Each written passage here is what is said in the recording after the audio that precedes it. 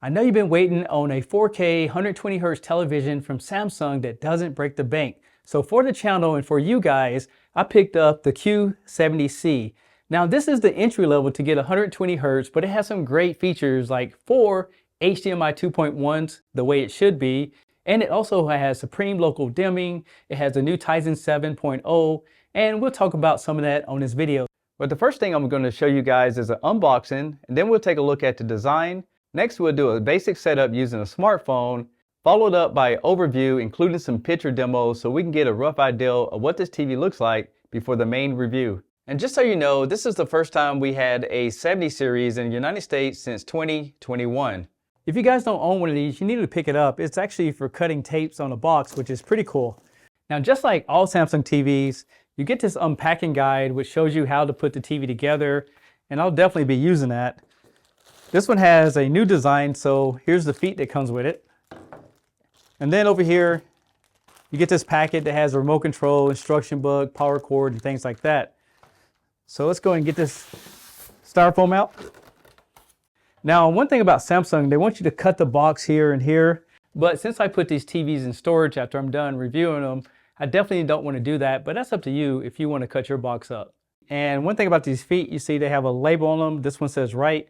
And that's so you make sure that you get it on the right side. But so far, I like the cool design. So it comes with these 4 screws, and all you want to do is just line them up. There's a little notch right there. Just drop it down. You grab the second one, drop that down. And keep in mind, these screws were taped to the other feet that I didn't show you guys. And then we'll just go and screw them in. All right, it looks like it was very easy to put together. Only took a few minutes, and now we can put that cover over the bottom. And now we just need to plug it in and get it ready after one last thing. The last thing we need to do is just go ahead and pull off these plastic tabs. And these protect the screen whenever the TV is getting shipped. Now, one thing I also want to point out is that this TV has a screen protector on it. They used to use a blue tab, but now Samsung is using a red one. So we can just peel it up right here from the little tab that was on the TV. And we can just go and pull this off.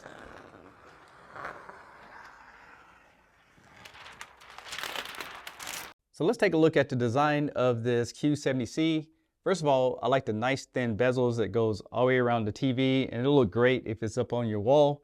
Over here we have the Samsung logo, and if I press the button behind it, we get some basic features. Like you can see, you can control your power, your channels, as well as the volume and sources, but you cannot control applications. Now, I do like this nice base here. It looks like the TV is floating, but there is an issue. If you have a lot of wires behind it, you won't be able to hide those unless you put them in some type of wire loom or something like that. It's got this nice satin looking finish on it. You have some screw holes so you can mount it on the wall. There's the power cord and there's some wire maintenance, but keep in mind if you have thick wires, they may not fit. As far as inputs, we have 2 USBs. We also have a fiber optic output. There's 4 HDMI, and all of these are HDMI 2.1s. There's a LAN connection for hooking it directly to a router, as well as external links so you can hook it up to different devices. And this is an ATSC TV tuner, so it doesn't have that next gen technology that everyone may want in the future. Next, I want to show you guys the back of the feet. And you can see there is some wire maintenance here, but see, I'm using a thicker wire. And unless you press it in there hard, it will stay. But if you move the TV around, you can see they can just fall right out. So I wish they put something over here to lock it into place. But other than that, it's a really cool design for this television. And this is the remote control that comes with it. It has that new solar panel on the back and the USB-C input on the bottom to charge it if you don't have sunlight around. When you buy any of the newer Samsung TVs, you can set up with your smartphone or the remote control. I'm gonna just go ahead and set up with my smartphone. The first thing you would do is scan the barcode on the screen and then go ahead and go to the Samsung's website. You'll then need to go ahead and log in and then follow the steps on the system. So right now you can see that it did open up my SmartThings application, and it's preparing the phone to connect with the TV to put in all the settings that I have ready to go.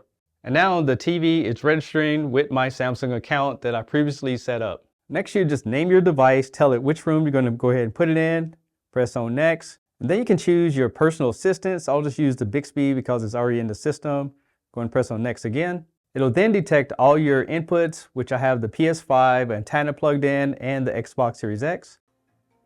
And now everything is set up and ready to go. Using the YouTube TV app, overall the sporting event seems to be pretty smooth. And if we go into the settings, we have different picture modes. So right now it's in the movie mode. There's the echo mode that brings in some brightness, your standard mode, and dynamic. Plus there's a filmmaker's mode at the bottom if you like that warmer look. Now with a 1080p signal, it's doing a pretty good job upgrading. You can't see the backlights, but if we go into the settings, if we want to get some darkness, you can go to the expert settings. Then you can go down here to where it shows contrast enhancer. And then let's try it on these different levels. So that's low. And let's try high. But to get the best out of this TV and most newer 4K TVs, you want to have it on HDR10 or HDR10 Plus, which this TV can reproduce these signals, and you're going to see more details in the skies, as well as the water, the trees, and everything that you play on it. Now, if you're a gamer, you definitely like these type of features that this TV now has to offer. If you press and hold down the play pause button, you get this new gaming menu where you can change the different color modes. You also have a mini map zoom. You have the different Gaming Motion Plus, and there's a feature called virtual aiming point. So if you press on that, you can choose which color you want, and it puts this pointer in the center of the screen, and you can use this to assist you when you plan first action shooting games. And pulling up the main menu, this is the gaming mode. There's that virtual I showed you, as well as surround sound settings. You have black dynamic EQ, Gaming Motion Plus settings, and gaming expert mode. Inside of here, you have this feature called HDR10 Plus Gaming, and this will help out your 120 Hz gaming to look better. So I just want to do a quick unboxing video for you guys on the Q70C since I just got it. And I've already started filming some more footage so we can do the full review so you can learn more about this TV. And it has a lot of features like the calibration that you can use with your smartphone. It also has object tracking sound. So as action moves around the screen, the sound actually moves with it, but that'll be hard to show you guys. But with that being said, if you haven't subscribed to my channel, my goal is 200,000 by the end of 2023. If you guys haven't subscribed already, go and hit that thumbs up if I gave you some useful information. I'm Tech Steve. Thanks a lot for watching, and I'll catch you guys on the next one. Peace!